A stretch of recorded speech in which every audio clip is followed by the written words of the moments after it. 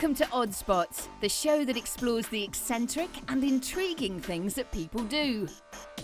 Today, Odd Spots looks at getting from A to B. From crazy underground kart racing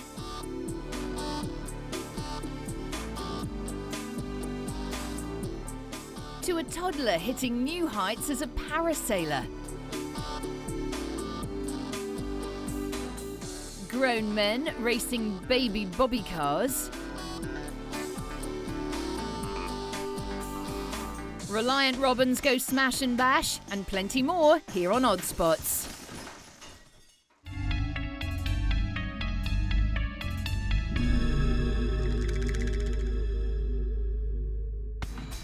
Not quite Ferraris or McLarens, but these guys think they're just as good as Formula One here at the annual Lawnmower Racing Championships. Something tells me these guys spend far too much time at their local garden centre.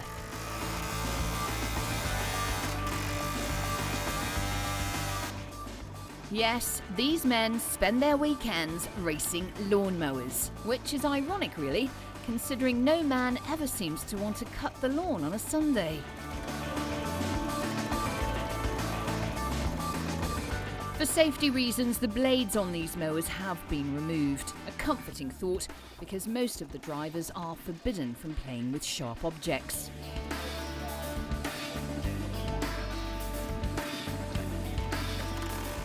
I get the feeling that a lot of these racers fantasize about owning a motorcycle.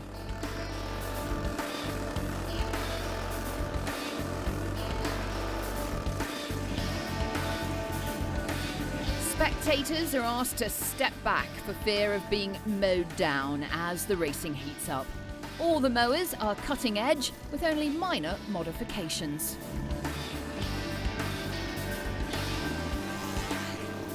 A good day of racing and mulching.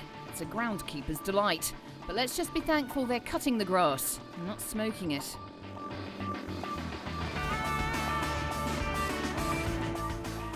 The big daddy of the bike world, the penny farthing, was the transport of choice for Londoner Lloyd Scott when he embarked on a record-breaking attempt. And the hardest part was just getting on. Lloyd had just one question. Where are the brakes? Look at me, Mum. No hands. Let's look again. Look, Mum. I'm about to come unstuck. Well, if he's not going to have a crash, I might as well go home. Lloyd plans to ride the penny farthing 130 kilometres per day, then do a lap of honour. We're in the Odd Spots helicopter for this report, so we can get nice and close as a blindfolded man performs an amazingly daring stunt. Tightrope walking between two hot air balloons.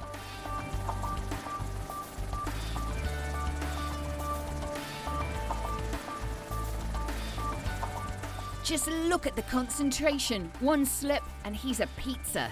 No one distract him. This is death-defying stuff. Oh, I can't bear to look. This is too much. You know, he looks familiar to me. I never forget a face. Yes, of course, it's Mike Howard. Mike, over here. It's me.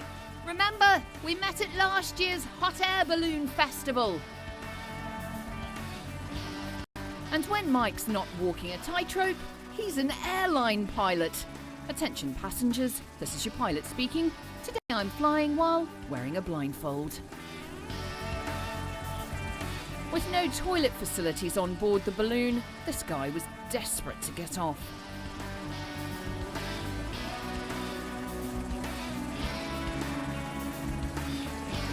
No, hot air balloons are not for me. I'm awfully scared of heights.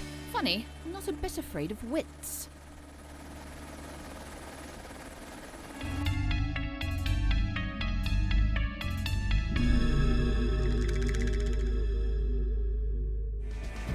Welcome to the transport of the future. This is the Aquada, and it could be called a vehicle with a split personality, because it's not sure if it's a car or a boat.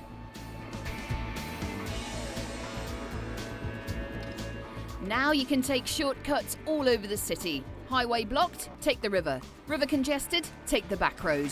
This car goes from turf to surf. A waterproof car is wonderful if you have a family, because after a long trip with the kids, you can simply hose the whole thing out. And now you can dive in for a dip. You won't have to spend all weekend washing the car. Well, it seems to handle well in the wet. But maybe an amphibious car poses more motoring problems. Water in the carburettor takes on a whole new meaning. And how would you get the fishy smell out of the leather upholstery? Yes, it certainly looks impressive, but what sort of trade-in will you give me on my flying car?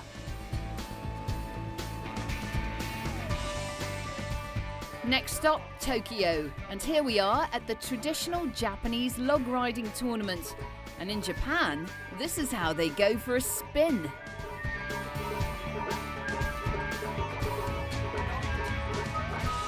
Log riding enthusiasts say the tradition is losing its way in the 21st century. That's surprising. I wonder why. Could it be because people prefer to drive cars rather than ride logs?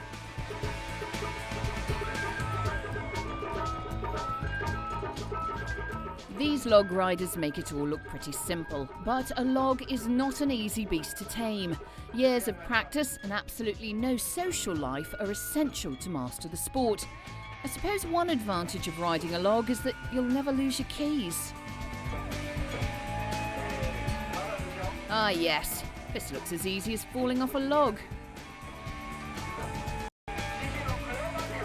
This is the way logs were delivered in Japan 400 years ago, and those same orders are due to arrive next Thursday. Gloucester is home to one of the world's strangest events. This is the annual cheese rolling competition, where some 20 men, women and probably a few mice chase cheese 300 yards slow. Competitor over, broke ankle, dislocated shoulders and cells concussion. Blocks of cheese. The instant replay. Cheese. 16 people in all were treated for injury. One man cut his foot and cut the cheese. With medics kept busy ferrying to hospital, car accident victims and heart attacks will just have to wait. People have self-inflicted cheese wounds.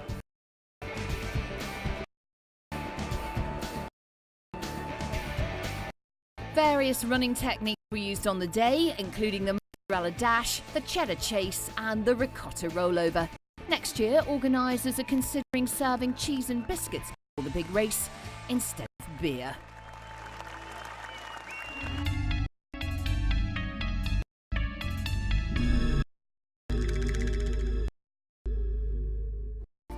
This is the official box derby and Leipzig, Germany.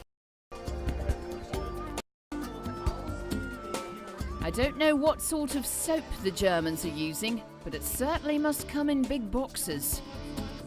This giant green soap box was first to roll its way out of the blocks, and almost over our cameraman.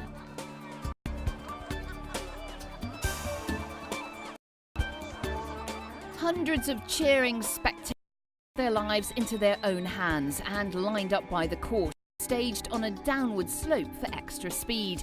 One thing with a soapbox derby, you're always guaranteed a clean race. And no matter what it took, pushing uphill, rolling downhill, or with the aid of a ramp, the soapboxers careered their way through the time trials.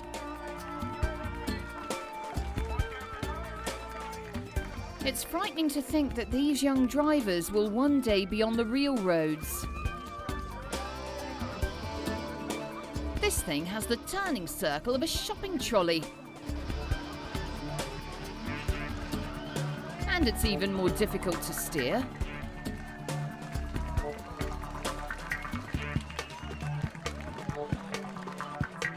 Now here's something to show the grandchildren. And if you can't fix the brakes on your soapbox, I guess you just have to make the horn louder.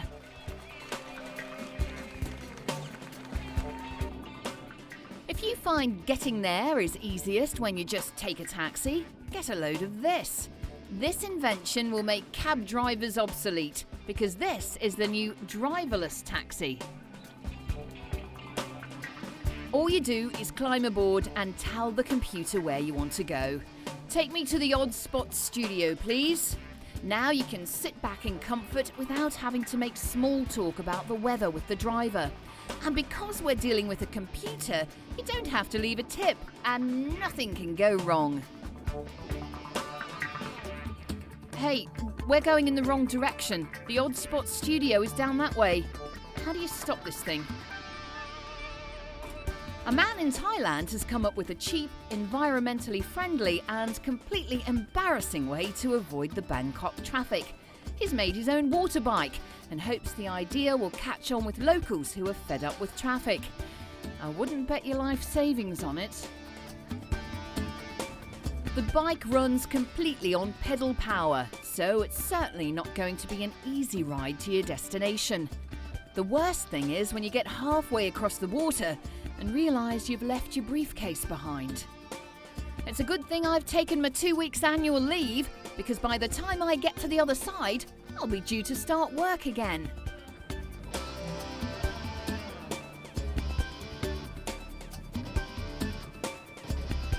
This isn't just a mode of transport, it's a workout, but it doesn't look entirely stable, and the inventor admits he's fallen into the water 10 times already.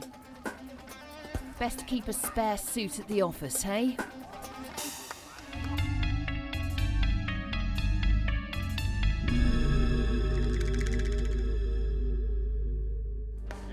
JFK International Airport was the location for this world record attempt, but it had nothing to do with air travel. 21-time Guinness record holder Ashrita Furman was at it again, this time rolling an orange with his nose. This is a man who definitely has too much time on his hands.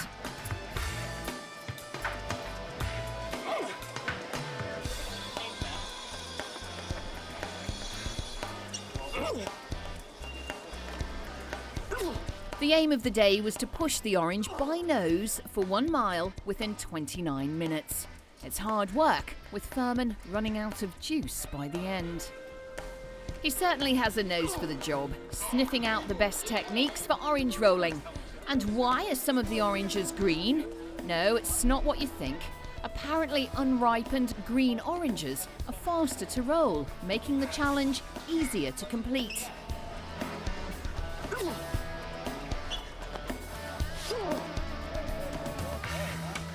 Furman kept his nose to the orange and said that completing this challenge was his main focus in life.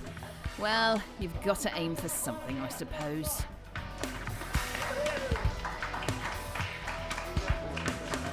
Airport visitors thought the whole thing was a little bit on the nose and offered tissues and handkerchiefs to show their support.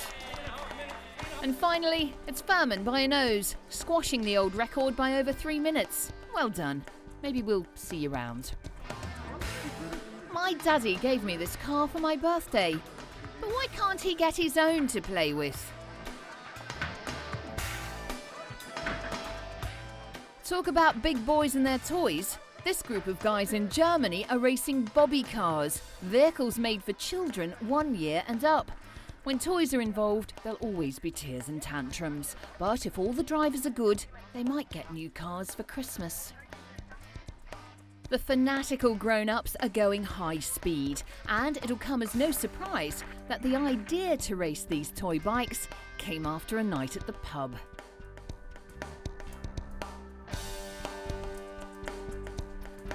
The makers of the bobby car say they are built tough, and if they can withstand a beating from a 2-year-old, they'll stand up to any sort of abuse. German motorsports fans have got together to stage their first underground kart races in a tube station. With the trains out of action, the karts took over. I feel the need for speed. If you can't win driving the real thing, see if you can master the toys. Go-karting. It's the sport for people who can't pass their driver's test. That's the problem with chocolate bars. They go straight to your thighs. Go-kart addicts got together to race around this track, designed to operate the city's underground train system.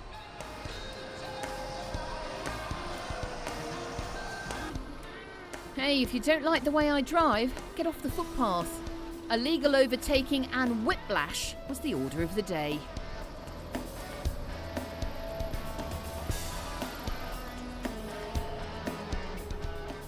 A few cases of go-kart rage were reported, but that was mainly from married couples trying to follow the directions to get to the track.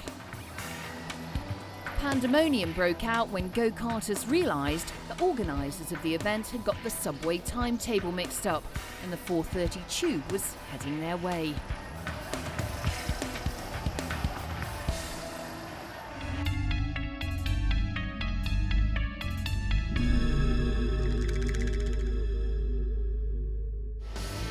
It might look like something from a science fiction movie, but this rocket backpack took to the skies above London as Eric Scott attempted a new world record.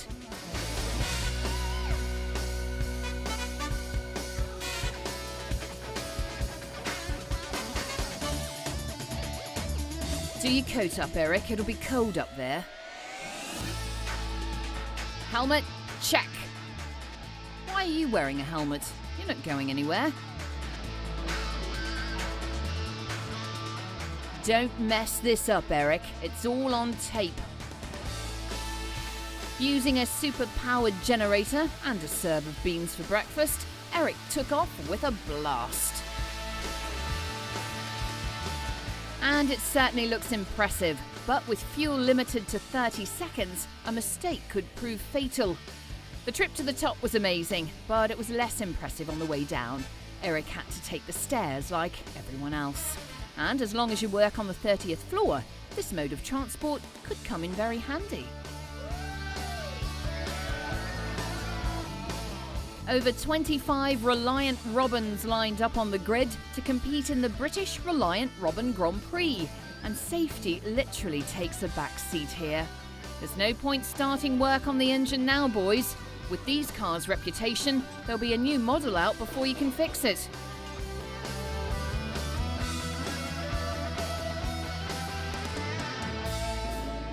The drivers of these cars are encouraged to get around the track any way they can, whether on wheels or on their side.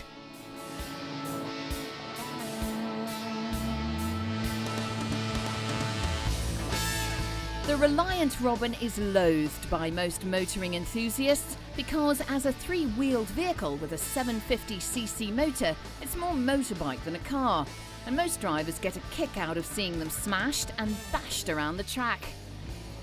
And another one bites the dust. At least that's one less Reliant Robin we'll see on the roads. The nerd of the car world is favoured by elderly drivers, and these manoeuvres can be seen daily at any local senior citizens centre. The idea here is to keep the car rolling, and with just three wheels and virtually no cornering control, that's not hard to do. With Reliant Robins out of the way, let's move on to Volkswagen Beetles.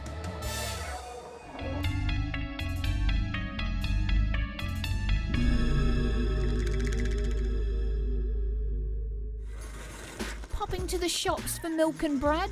Why bother taking the car when you can float down on your airboard? Manufacturers of this new mode of transport hope to see us all riding on air in the future. And what's it like to ride? It's fabulous! And yes, I'm sure we'll all get used to the massive vibrations and violent head shaking. It looks to me like a giant vacuum cleaner, but the airboard people say this is the new safe, quiet and environmentally friendly mode of transport. This is a hybrid, part skateboard, part surfboard, part snowboard. Oh, now I'm bored. And as you can see, they turn so easily.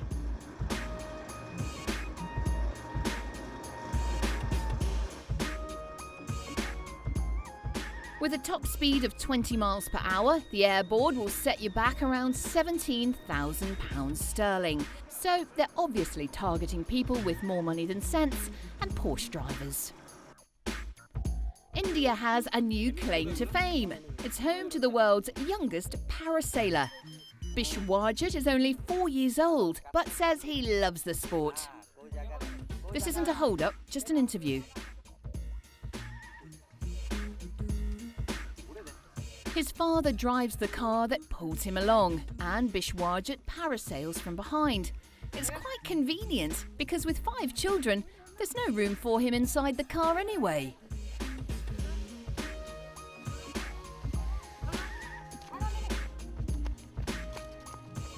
Hey, I can see my house from up here.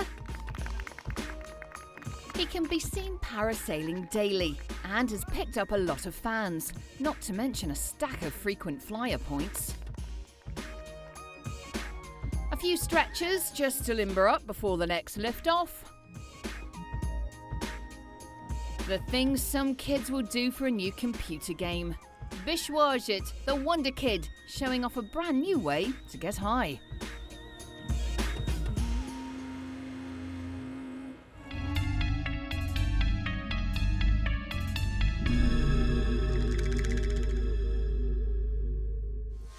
Well, it's the end of the line for this episode of Odd Spots. We've been cut down by high-speed lawnmowers. Seen the best and worst of soapbox racing. We were taken for a spin with the log riders of Japan.